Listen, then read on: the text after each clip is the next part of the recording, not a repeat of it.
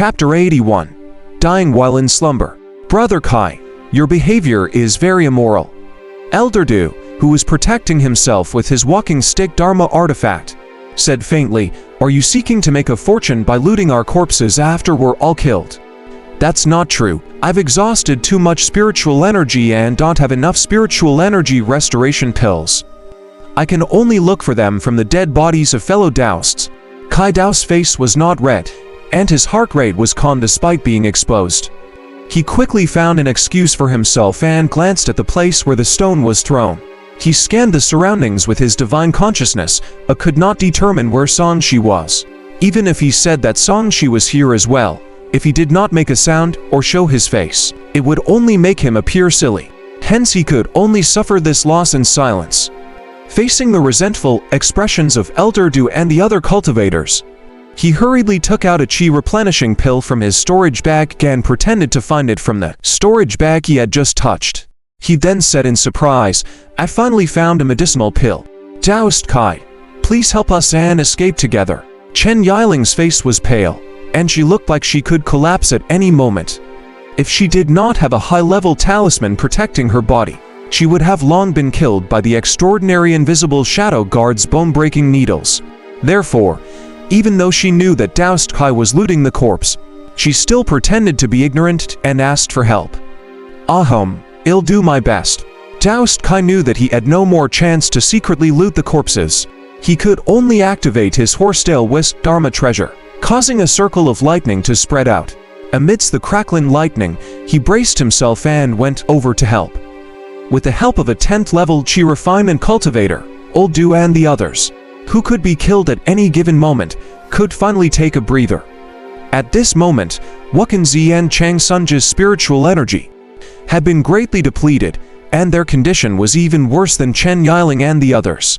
They could not even activate their Dharma artifacts anymore and were no longer much of a threat. They could only fight at close range. However, the extraordinary invisible shadow guard was still in a good state. He was a Foundation establishment superhuman. Even though his strength had already been greatly depleted, his power was still 10 times greater than theirs. Moreover, as they were already exhausted, Daoist Kai alone could not withstand the enemy for long. "Brother Kai, even if your lightning-type spell can injure this extraordinary invisible shadow guard, it's definitely not a problem if you want to paralyze him. Work with me. I'll use my wood-type spell to trap him, and we'll be able to escape," Elder Du suggested, given that only the extraordinary invisible shadow guards was a threat now. Sure, these guys are all controlled by Old Nightmare's crowd control skill. They stop until they're exhausted or until they are killed. Daoist Kai looked wary. With our abilities, we can't wake them up at all. The power of this extraordinary Foundation and establishment skill is as deep as the sea. We definitely can't deplete it alone. We can only think of a way to trap them. I'll use the power of the talisman to stop him first. Hurry up. Chen Yiling nodded and took the initiative to step forward and leap in front of the extraordinary, invisible shadow guard. The extraordinary invisible shadow guard's bone-breaking needles caused the golden bell talisman on her body to break in several places. The other Takane cultivators blocked Chang Sunji and Wuxia. "I'll attack first." Daoist Kai used his horsetail wisp Dharma artifact to protect himself. Then, he took out a peachwood sword and chanted an incantation. In the next second, the spiritual chi of heaven and earth fluctuated, and a ball of lightning appeared at the tip of the sword. Crack, crack, sizzle, sizzle. That dark night was pierced by lightning and thunder, as if many birds were crying out urgently. A thunderball quickly condensed. However, the bigger the thunderball, the worse Daoist Kai's expression became. It was obvious that this spell consumed a lot of his energy. He actually knows lightning techniques. This is even more ferocious and domineering than fire techniques. No wonder he wasn't controlled by that old man nightmare spell. Songshi watched from the side with a surprised expression. While Daoist Kai was condensing the power of lightning, Elder Du also began to chant an incantation. A circle of dense green light appeared, filled with vitality. Boom! The power of the extraordinary invisible shadow guard was terrifying. He sent Chen Yiling flying with a punch and almost broke the golden bell-like shield on her body. "Quick! I can't hold on any longer," Chen Yiling cried out in alarm. The power of her talisman was already on the verge of collapse. It was violently morphing and distorting. If he struck again, she would be beaten to a pulp. Hurry and dodge, nigh heaven's magical thunder. Go. Daoist Kai shouted in a low voice and slashed out with his peachwood sword. A lightning ball the size of his head flashed and flew towards the extraordinary invisible shadow guard. There was a loud bang.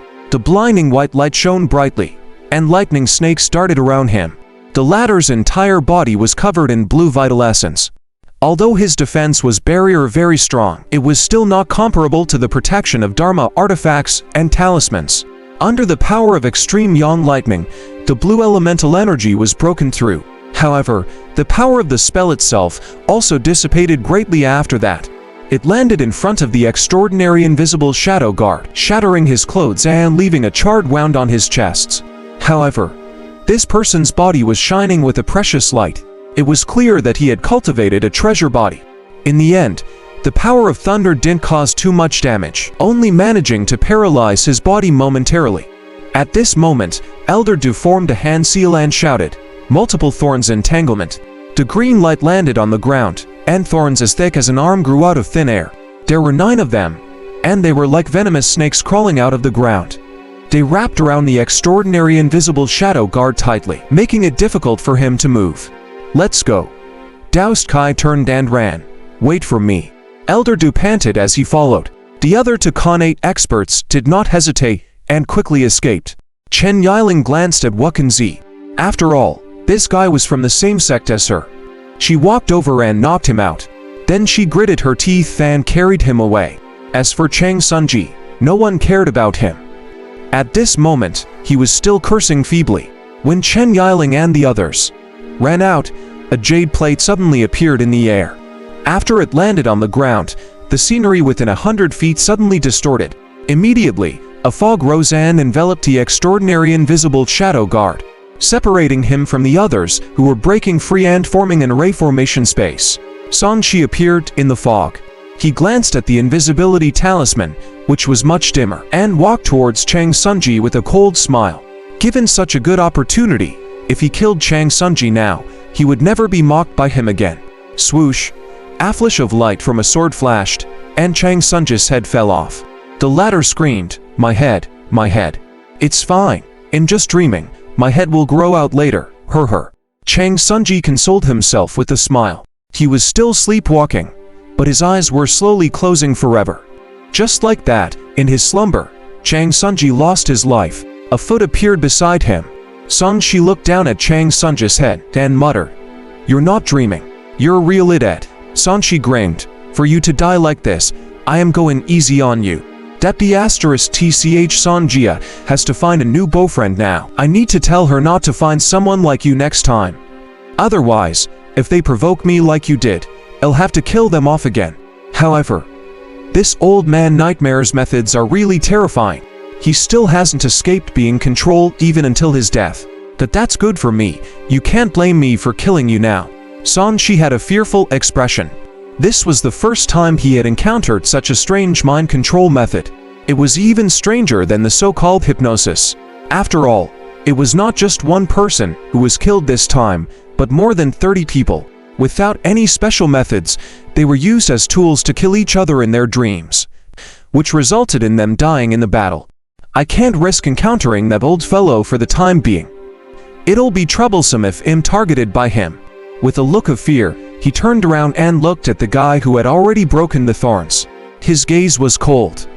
"Extraordinary foundation and establishment cultivator. I want to see how powerful you are." He strode over but did not take the initiative to commit suicide. This time, he was prepared to fight this guy. Even if he died, he would only die during battle.